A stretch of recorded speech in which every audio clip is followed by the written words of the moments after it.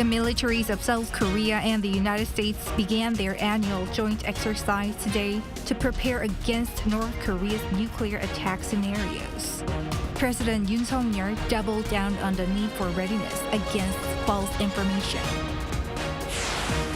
The leaders of Seoul, Washington, and Tokyo reaffirmed their cooperation, marking 1 year since the Camp David summit. Over in the U.S., the Democratic National Convention is set to kick off in Chicago on Monday. The latest polls show Vice President Kamala Harris leading former President Donald Trump nationwide. It's August 19th, 6 p.m. in Seoul. This is Newscenter. Thank you for joining us. I'm Yoon. The Allies' key annual military training kicked off today, seeking to strengthen their defense posture against North Korea's potential nuclear attacks. Our correspondent Bae-eun-ji starts our coverage. A major combined military exercise between Seoul and Washington officially kicked off on Monday. The 11-day Ulji Freedom Shield exercise that's set to take place in South Korea until next Thursday includes computer-based simulation and combined field training exercises, focusing on bolstering the Allies' defense posture against threats from Pyongyang. It also includes civil defense drills involving government agencies, with exercises that simulate a nuclear attack from North Korea for the first time this year. We will conduct training aimed at responding to North Korean nuclear threats with regional units taking part in government drills. South Korea's Joint Chiefs of Staff also said this year's exercise will involve some 19,000 South Korean troops and that it plans to carry out more combined field training. There will be a total of 48 outdoor drills, which is 10 more than last year, including field maneuvers and live-fire exercises. The military also said the exercise will further strengthen the Allies' capability and readiness to defend against North Korea's weapons of mass destruction by utilizing a variety of assets across all domains, including space. We do incorporate space-type elements into the exercise, such as GPS jamming and cyber attacks. Meanwhile, military officials from Seoul and Washington are watching closely for a potential provocation from North Korea, as Pyongyang has been strongly criticizing the large-scale military exercises, calling them a rehearsal for an invasion. Bae-eun-ji, Arirang News. With the beginning of the Allies' military exercise, South Korea's commander-in-chief urged the authorities to raise the will of the people to resist North Korea's psychological warfare and fight against fake news. Our presidential office correspondent Kim Do-yeon reports. With the start of the Ulji Freedom Shield military exercise, President Yoon emphasized its importance, repeating the message that anti-state forces are operating in the dark throughout society to divide South Korea and confuse its people. 먼저 허위 정보와 가짜 뉴스 유포, 사이버 공격과 같은 북한의 회색지대 도발에 대한 대응 태세를 강화해야 합니다. 우리 사회 내부에는 자유민주주의 체제를 위협하는 반국가 세력들이 곳곳에서 암약하고 있습니다. The comments came on Monday as he opened a cabinet meeting that kicked off the Ulji Freedom Shield exercise. This is his third such exercise, and while his opening message was similar to previous ones, it was his first time calling for the government to come up with measures to raise the will of the public to, quote, resist the propaganda by the North. 북한은 개전 초기부터 이들을 동원하여 폭력과 여론몰이 그리고 선전선동으로 국민적 혼란을 가중하고 국론 분열을 꾀할 것입니다.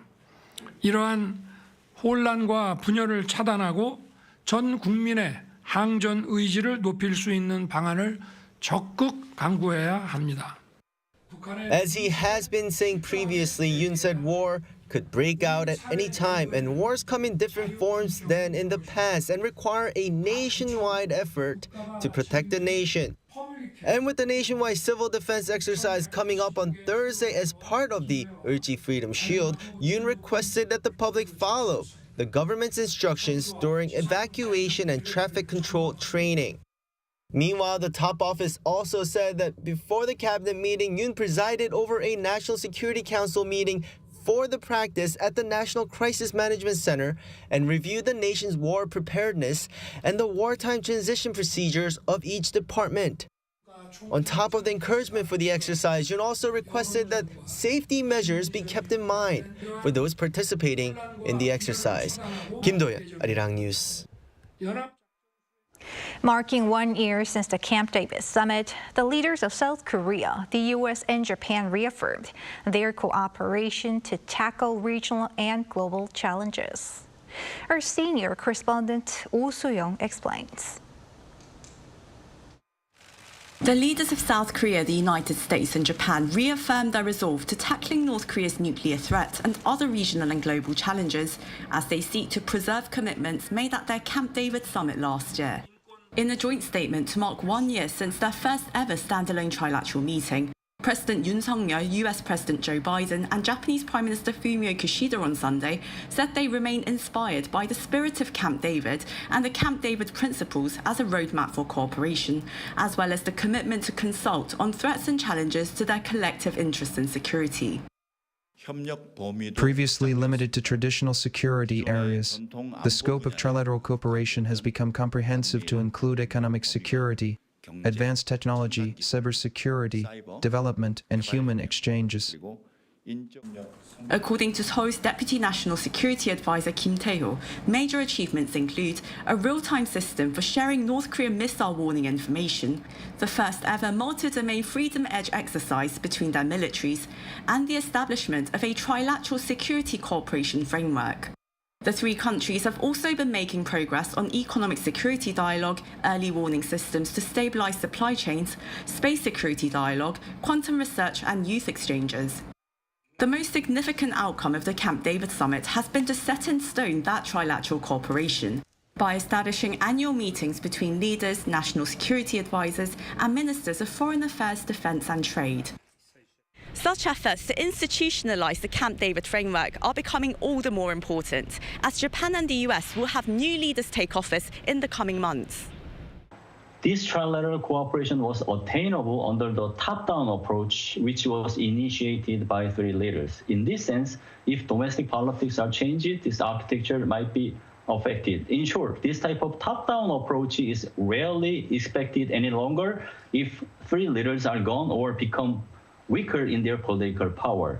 In this vein, a key question should be whether a bottom-up approach can function as an alternative to a top-down approach in the era of post-three leaders. A senior Korean official on Sunday said Washington and Tokyo value the importance of the South Korea-US alliance and South Korea-Japan relations, as well as the significance of Camp David, indicating that their support for the Camp David mechanism remains sturdy, regardless of political changes. Still, the official acknowledged the need to create the institutional infrastructure to ensure the three-way partnership is stable in the mid to long term, adding that the three governments are sharing their views on launching a trilateral cooperation secretariat. While discussions on holding a leaders' summit are in the early stages, the annual gathering is likely to take place on the sidelines of a multilateral conference later this year. Oh Soo-young, Arirang News. Turning to internal politics, with opposition leader Lee Jae-myung again elected as the leader of Democratic Party, he and the ruling party leader Han Dong-hoon have agreed to meet for talks on Sunday, likely to discuss improving people's livelihoods. Our Lee Si-hoo has this report. The leaders of the ruling People Power Party and the main opposition Democratic Party of Korea are set to sit down for face-to-face talks at the National Assembly this Sunday. DP lawmaker Lee Hae-sik told reporters on Monday that the meeting is scheduled for 3 in the afternoon. No specific agendas nor list of attendees are set for now. This follows the recently elected DP chairman Lee Jae-myung's suggestion for leaders' talks after he secured a record-high majority against the other two candidates at Sunday's DP National Convention. In his acceptance speech, Lee proposed face-to-face talks with President Yoon Suk-yeol and also separately his counterpart, the PPP chairman Han Dong-hoon, to, quote, take care of people's lives. I suggest leadership talks with the People Power Party's chairman Han Dong-hoon. Let's discuss urgent issues candidly. Han responded to Lee's suggestion favorably. On Monday, the ruling party leader recently elected himself and just a month into his role, congratulated Lee on his win. Han welcomed the suggestion and said they should set a time and place in short time. I expect candid discussions regarding people's livelihoods and pending political issues in the near future will lead to practical results. The PPP's priorities are in discussing livelihood and policy issues that both the government and the ruling party are pushing for, such as the abolition of financial investment income tax, reforms on real estate and inheritance tax rules, and more support for the domestic semiconductor industry. But the first thing DP wants to discuss is starting a special prosecution probe into the death of a Marine, Corporal Che, during a search operation last year, something they've tried through legislative action, but to no avail amid ruling party disapproval, and providing relief vouchers for all people of South Korea. Despite the differences, however, the rival parties' mutual will to tackle livelihoods issues will likely lead to them meeting somewhere halfway. Both Han and Lee have said they are open to a range of agendas that will help improve people's lives. Lee Si-hu, Arirang News.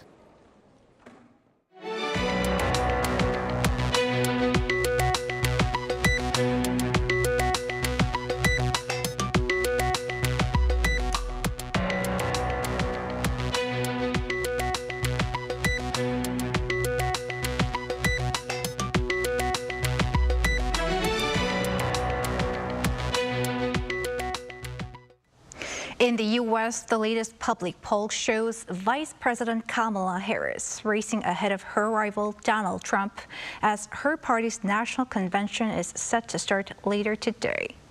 Lee Seung-jae has more. Just a day before the Democratic Party's national convention kicks off in Chicago on Monday, another nationwide poll on the upcoming U.S. presidential election shows Vice President Kamala Harris leading former President Donald Trump.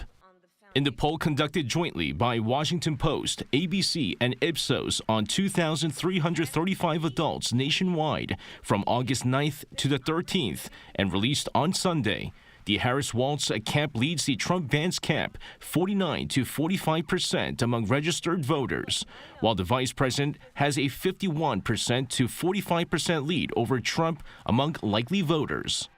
However, the latest poll shows that Trump leads Harris when it comes to some key issues in the United States. Respondents believe that Trump would do a better job in dealing with issues like the economy, inflation, immigration, and the prolonged conflict in the Middle East. When it comes to other issues like healthcare, abortion, and race relations, Harris has a double-digit lead over Trump. The latest poll also shows that Harris is enjoying growing support from swing voters. While Trump previously had a 4 percentage point lead over Joe Biden from independents in July, Sunday's poll showed that Harris has an 11 percentage point lead over Trump. Considered the classic swing voters, independents have gone with the winner in 9 of the last 12 presidential elections.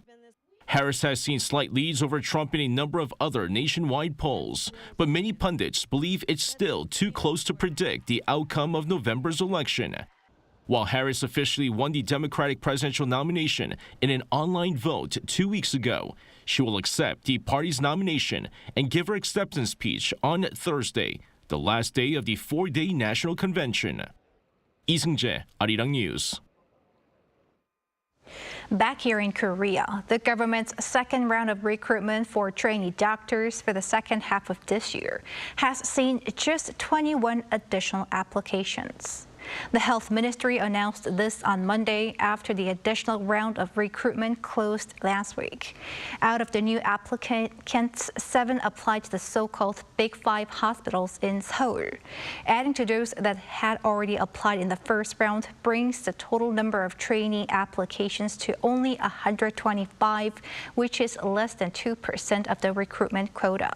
Each training hospital is to select successful candidates, as the training period for the second half is to start on September 1st. Tackling difficulties in childcare and educational expenses have been among the most pressing concerns in the country. To this end, the Neulbom School program for first graders has been introduced, and now it's being expanded across the nation. Our Yoon is evaluating the major changes this program brings to students. On a weekday during summer vacation, first graders at an elementary school in Gyeonggi-do province are engaging in a variety of activities. This is part of the Neulbom School program, introduced in March of this year and expanded in the second semester to provide education and care services for elementary students before and after regular school hours. Education reform implemented by the South Korean government this year has made significant strides to address childcare challenges and ease the financial burden on families by integrating existing childcare services and after-school activities into Neulbom School. Currently, Neulbom programs are available to all first graders for free, unlike existing childcare services and after-school programs. Most importantly, the operating hours are longer, starting as early as 7 a.m. and running until 8 p.m. as needed.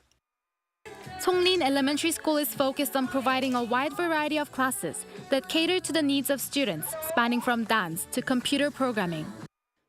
Surveys of parents showed a strong interest in more diverse programs, including more physical activities and better support for students to adjust to school. The launch of the Neulbom School program has allowed us to address many of these suggestions, which is very fulfilling as the program coordinator.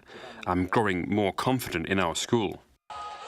Following its trial run last year, Songlin Elementary School was awarded with an Excellence Award from the Ministry of Education. Through planning and preparation, the school made key adjustments to better run the program.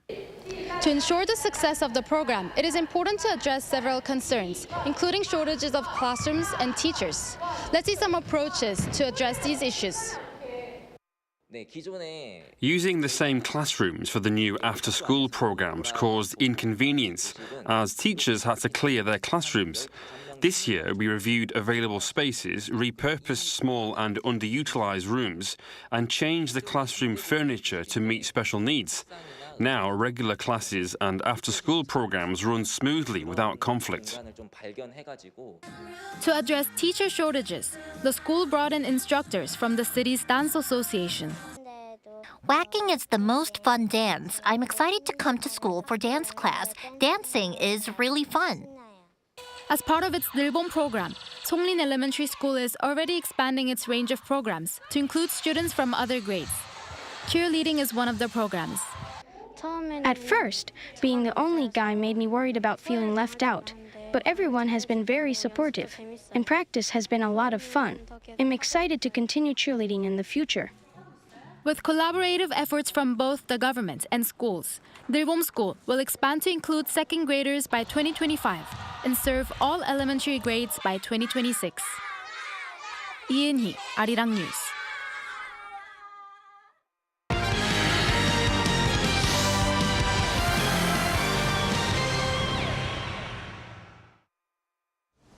Time now to take a look at what's been happening in the world of sports. Joining us in the studio is our sports editor, Paul Need. Hello, Paul. Hello there.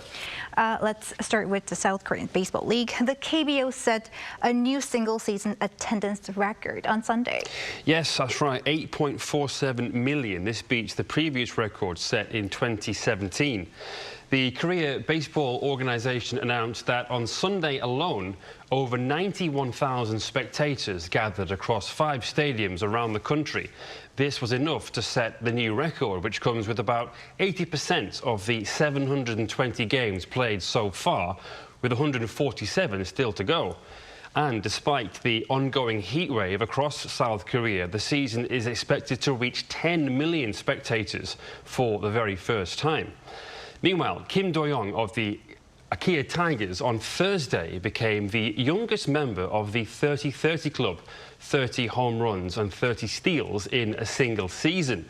The 20-year-old hit his 30th home run of 2024 in the Tigers' 12-1 win over the Akium Heroes. He had already recorded over 30 steals.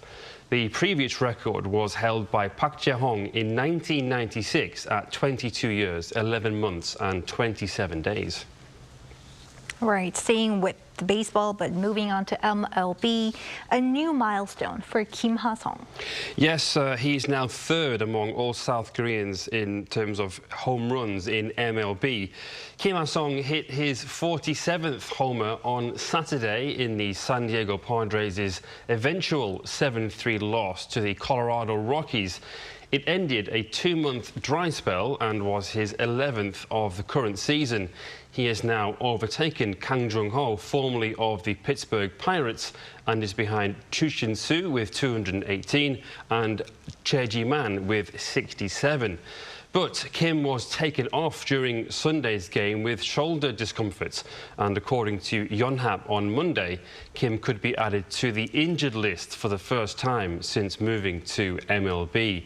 His team currently sits second in the National League West behind the LA Dodgers. And now let's talk about football.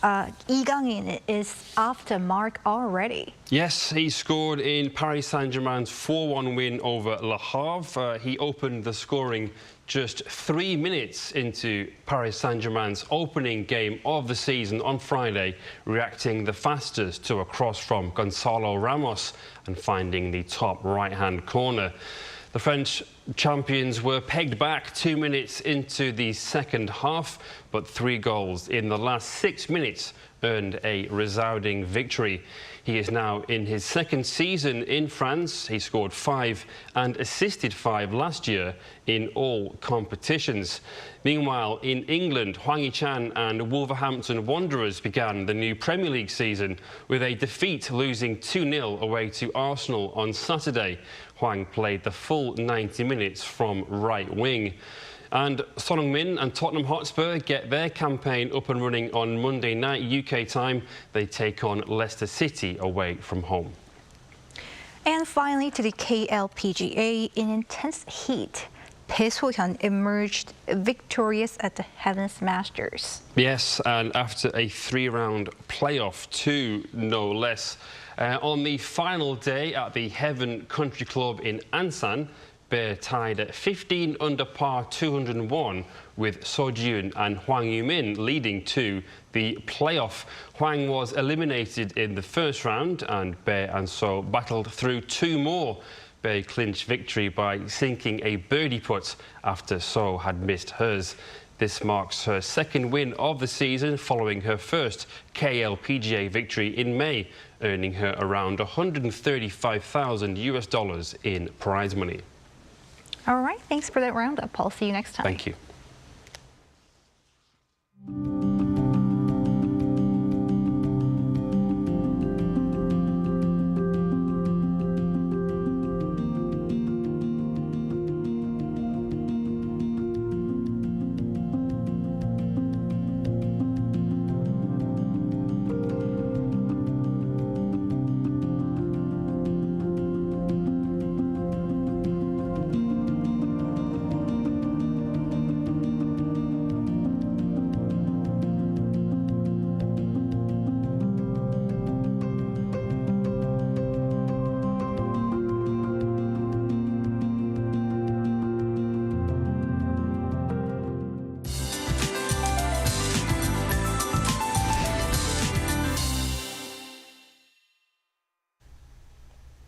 As the 9th typhoon of the season, Typhoon Jongdari, which occurred early this morning, moves North Korea, will be directly affected by it tomorrow night.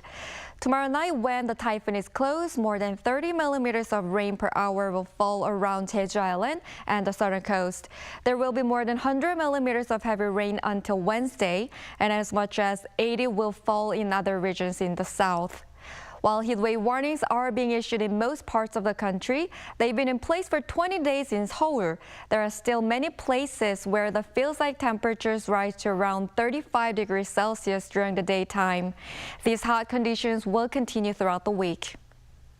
Tomorrow morning will start off with hot conditions all over the country. Highs will move up to 35 in Seoul and Gyeongju, Daejeon 36 degrees. On Wednesday and Thursday, it will rain again across the country. That's all for Korea. Here are the weather conditions around the world.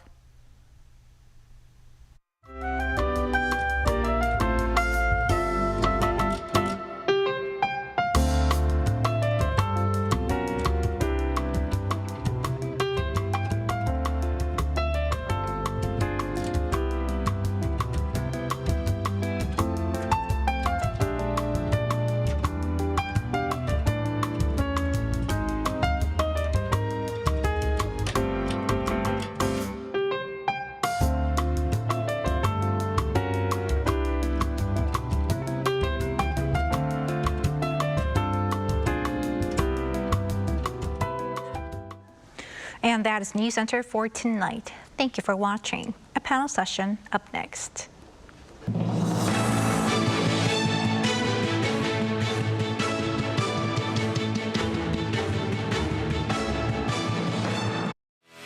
Children's laughter, hope, dream. K-animation belongs in them. Interesting and valuable story that transcends between everyday life and dream. Surprising spectacle where imagination becomes real. An array of subjects catering from infants to adolescents. For our story to reach all corners of the world. K-animation makes healthy laughter for children.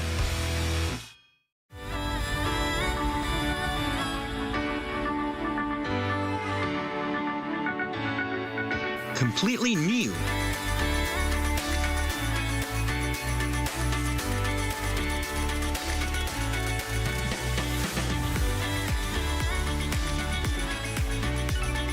But something anyone can relate with.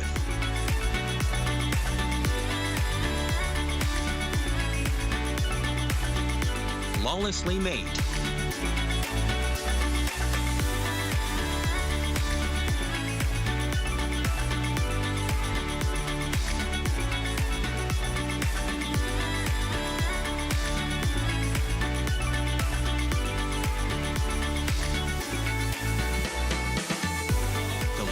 And tears that go with it. K-drama. Korea is coming at you with another story to tell.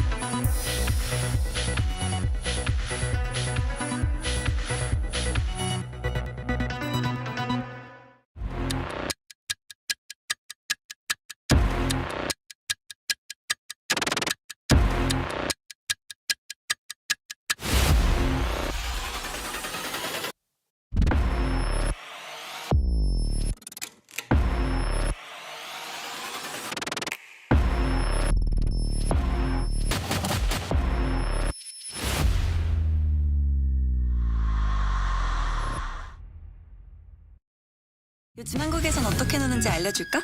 한국에선 아이돌이 되어볼 수도 인생 번호를 찾을 수도 있지. 제일 핫한 포토스팟은 여기.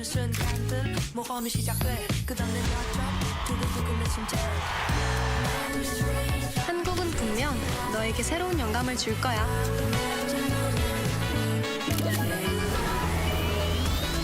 이런 한국, 와보지 않고는 모를걸?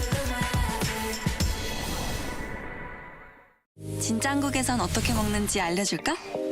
K-바비큐? 신김치랑 먹어야지. 치킨? 치맥 페스티벌은 처음이지? 김치? 종류만큼 먹는 법도 가지각색. 김밥? 시장에선, 산에선, 바다에선 이렇게. 국밥? 취향 따라, 입맛 따라. 이런 한국, 와보지 않고는 모를걸?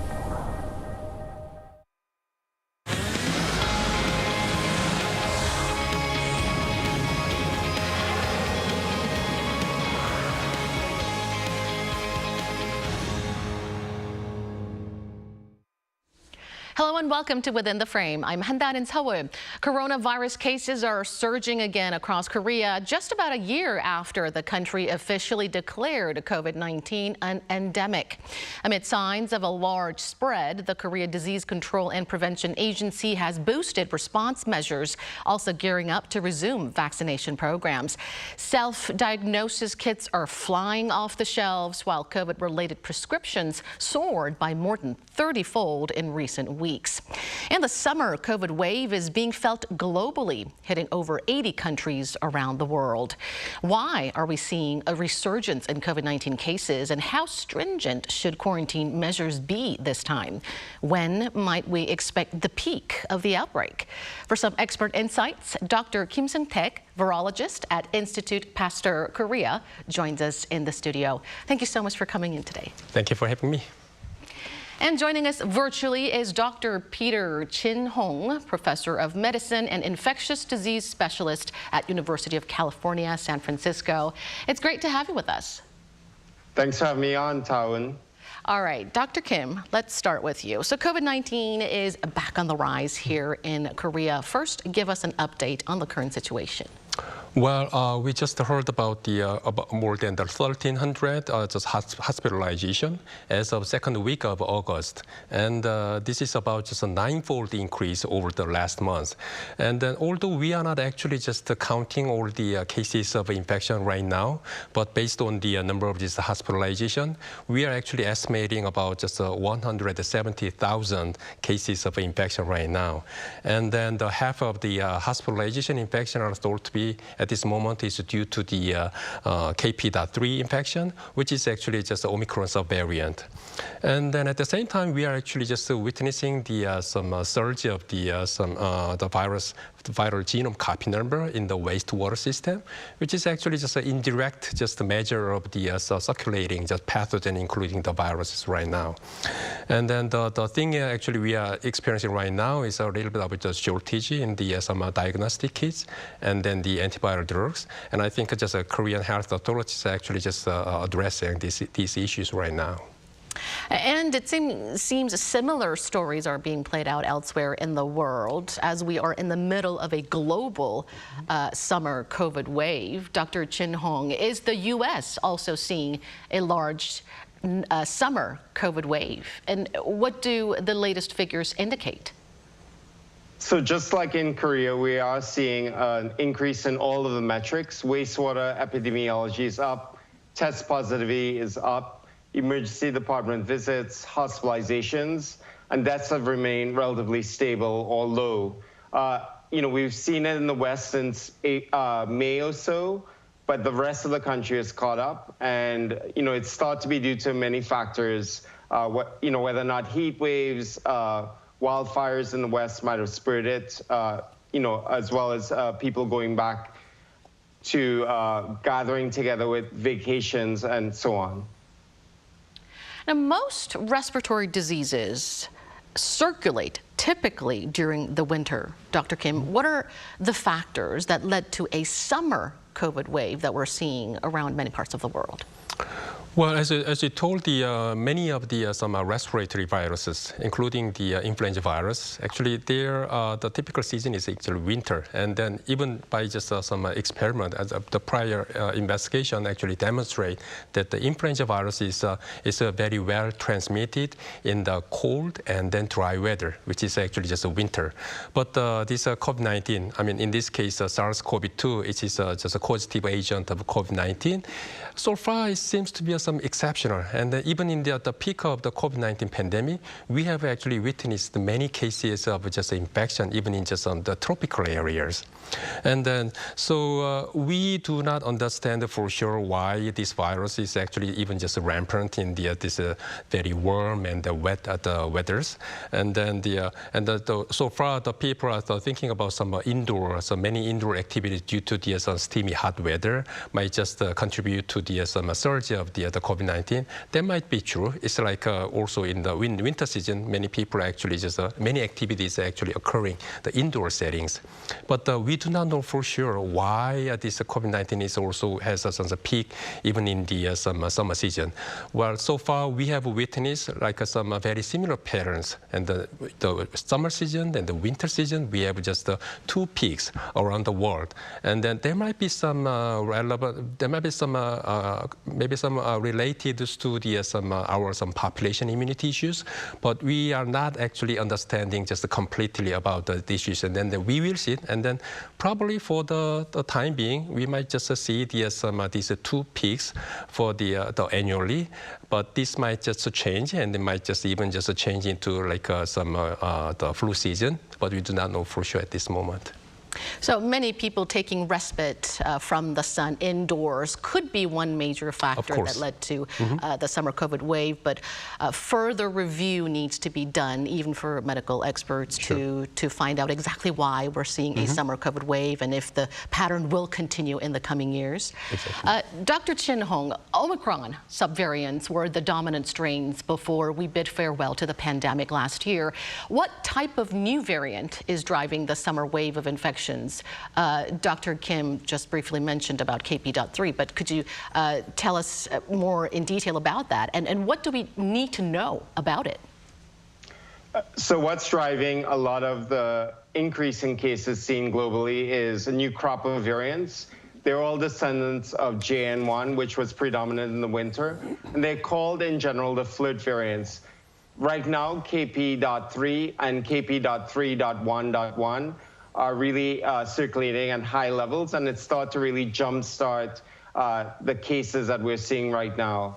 They account for more than 50% of the cases in the United States right now, particularly in the West Coast. So variants are definitely contributing to what we're seeing right now.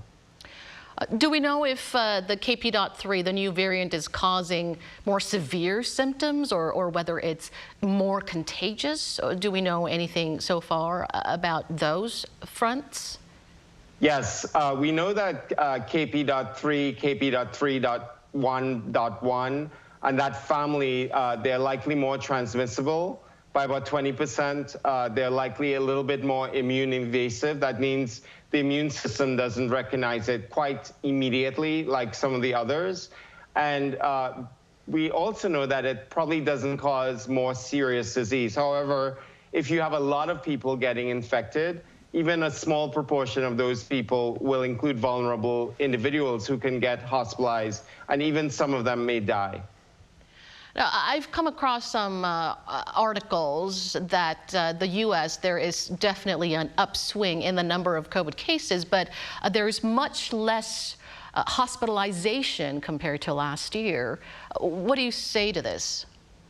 Yes, that's true. What's happening over time, regardless of what variant we're seeing, is that the population immunity is improving with every successive wave of infection. And that's what you're seeing in the United States. It doesn't mean that people aren't being hospitalized. It doesn't mean that people aren't dying, but the numbers are much smaller than previous. Even though we have the same levels of virus circulating by wastewater like in summer of 2022, but it's still lower than the winter seasons that we've had in years past, and the hospitalizations are much lower than in previous years. Dr. Kim, Korean health authorities plan to resume free COVID-19 immunizations for the elderly and for the other high-risk groups as well. While some are calling for an early start to the program amid the rapid surge, what's your take? Well, I think just vaccination in October is actually just preparing for the winter season. I mean, that's some health authorities actually just predicted, and that those times actually coincide with the flu shot. Actually, the flu shot, but I think they probably have to think about some contract issues and import issues, because now all the vaccines are somehow mostly just imported from the abroad. So there might be some technical issues, things that. And then regardless of this, maybe earlier vaccination, of course, might just help just to prevent a further infection and then the progression to the severe diseases. That's for sure. And then at this moment, well, as I told you earlier, maybe diagnostics and the antiviral drugs are very important, because somehow, as Dr. Chin-Hong said, now most of people are not really just naive in terms of immunology, because most people are somehow experienced this virus, whether it was vaccination or just a prior infection. So we are not actually immunologically naive anymore. So most of people actually do not actually go to some severe state of the infections. So if we want to just prevent progression to the severe disease, especially for people with some high-risk groups, then we need some antiviral drug treatment as soon as possible. Well, as probably for the Paxlovid, within 3 or 5 days of a symptom onset, and then for remdesivir and other the Lagevrio, things like that. There's a time lag between COVID-19 vaccines and the circulating virus, with the circulating virus, of course, being always one step ahead. The October vaccination program will offer updated shots, but they target JN.1, the predecessor of KP.3. So will the shots be effective against the now dominant KP.3? Well, this is not really just the first case. I mean, when we actually start some updated vaccination, which was actually the vaccination against the Omicron. Even that time, we are actually delayed. And then this is sort of just inevitable, because whenever we actually just detected some new variant, and then we actually started to develop the updated vaccine. But the time in the time that we got some approved by the some authorities, then maybe just a new variant is just emerging.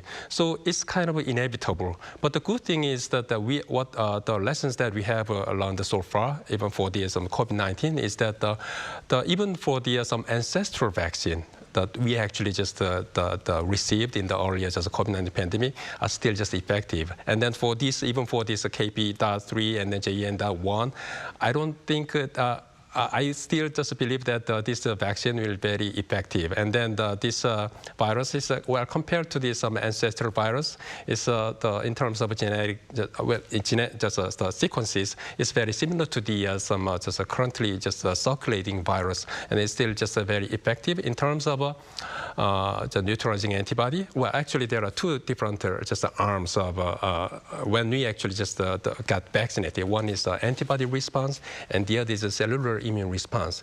And then we will have some good antibody response at least, but that antibody response actually does not last for a long time. It's like after 3 or 4 months after the vaccination, it just wanes. But we still will have the very strong T-cell immunity, which is known to last much longer period, and which will be very good for protecting the people, especially in the belonging to the high-risk groups.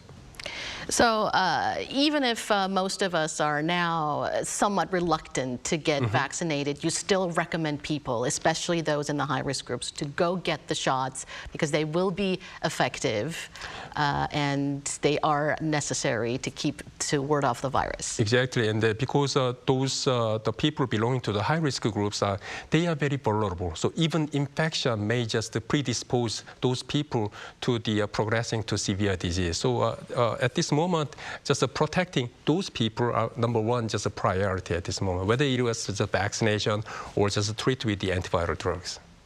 Dr. Chin-Hong, the U.S. National Institutes of Health has launched long COVID clinical trials through what's called a RECOVER initiative to research causes and treatments for people with long COVID. What are the symptoms of long COVID, and what has the RECOVER program discovered so far? So the recovery program was about $1 billion effort, started about 3 years ago by the NIH in the United States, as you said. Long COVID is a constellation of about 300 or so different symptoms that people may have, including brain fog, shortness of breath, cough, muscle pains, mental illness. So it's very broad ranging, and it can occur 3 or 4 months after the diagnosis of COVID.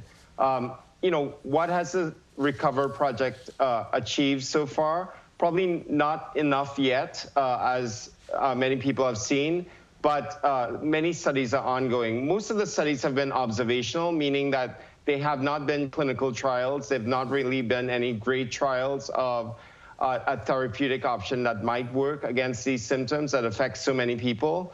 But the infrastructure created by the Recover program has led to some negative studies, like knowing that Paxlovid probably doesn't work, some observational studies showing that vaccines probably decrease the risk of long COVID by about 70%, and some understanding of the pathogenesis, like bits of virus can remain as long as 16 months after infection, leading to potential treatments in the future. At the end of the day, it's challenging because long COVID is probably a group of diseases rather than one disease, so it's tough to study. But nevertheless, some people think we need more money to really understand it more comprehensively.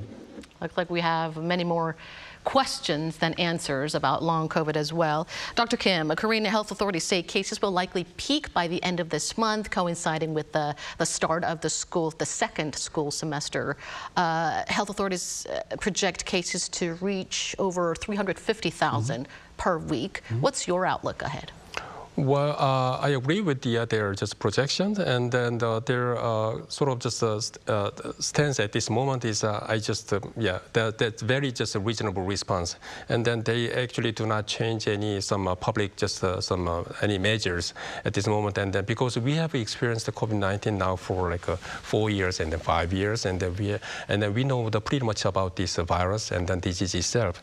And then the good thing, but the thing that I just concerned about is we are actually going to just witness the surge of the COVID-19, but then the issue is how we can just protect some vulnerable people. And then in this case, we have to actually remind ourselves that the public measures, the measures we have actually taken in the early just COVID-19, just wash hands and then just wearing just masks and then things like that. That's actually just very important. But the thing actually changed. Now there's some category, just a disease category actually just changes. So the many just public measures actually just changes. So where in the early COVID-19, if we just got COVID, then we can actually just legally just allowed for just having just leaves. But now there's any just official leaves are not just allowed at this moment. So, but I think in the anyway, I mean the very just the thing actually we have to pursue is that once we got just infected by any respiratory just the viruses, for example, like this SARS-CoV-2 and then the influenza viruses, it would be best for that infected person just remain at home. And then, for example, like in U.S., just official just guideline is just remain. It's not just mandatory, but I think it's just sort of just recommended to be isolated, just like a 5 days isolation. And then after 5 day isolation, then further just more of 5 days are just a cautionary just phase, and then they can just go to work and then others, but then they are actually advised to just wear masks. And then that's actually based on the the transmission of this SARS-CoV-2. And then after 5 days, there's still just the viruses still have some chances to be transmitted, but then chances are lower. So now just we are just lowering just the bars. Now you can just go outside, can work, but wear just a mask to protect other people. And Dr. Chin Hong, we also want to get your advice on quarantine. There's quite a bit of confusion about isolation measures for people with COVID-19 here in Korea, with many unsure whether they can continue their daily routines after contracting the virus. Health authorities said that since COVID-19 has been downgraded to a level 4 infectious disease, like Dr. Kim said, similar to the flu, patients can carry on with their routines, but recommended people to wear masks. Would this be enough? What's your advice? So I think comparing it to the flu sometimes confuses people because they may not wear a mask after the initial diagnosis. So in the United States, as Dr. Kim mentioned, there's been a liberalization of isolation. So you only are isolating now for at least 24 hours. If you have no fevers, if you're feeling better, you can go out in the world. But it's confusing to people, but you need to keep that mask on for at least 5 days. If you're working in healthcare or in a nursing home or in other congregate settings, that rule may be stricter, like in the hospital where I work. And if you're living with people who are immune compromised, you may need to keep the mask on longer for at least 10 days. But 5 days at the minimum for the mask, can leave the home after 24 hours, but you really need to exercise responsibility and wear that mask for longer. I think it's coming up right now with the reopening of schools in the United States, because previously there were much stricter rules for when children can go back to school. Now the onus is on the child to continue to protect other children and staff by continuing to wear that mask if they were positive at home. So as we've learned through the past 4 years, wearing a mask, and at least for 5 days, according to your advice, would be crucial in preventing further spread of the virus. Thank you so much, Dr. Chin Hong, for sharing your insights. Thanks so much. And thank you, Dr. Kim, for coming in and sharing your perspectives. Thank you. And that brings us to the end of this show. Thank you for watching, and be sure to tune in same time tomorrow to join our conversation. Goodbye for now.